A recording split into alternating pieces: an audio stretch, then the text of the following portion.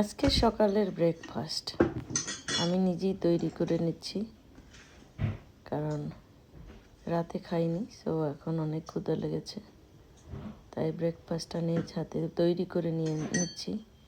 So আমার প্ল্যানে আছে একটা রুটি করা, আর হচ্ছে একটা এগ পোচ, আর হচ্ছে অ্যাভোকাডো খাবো, আর ফ্রুটস খাবো, আর হলো একটা ফরেস্ট খাবো। That's it. আপনারা কে কী করলেন ব্রেকফাস্ট জানাবেন।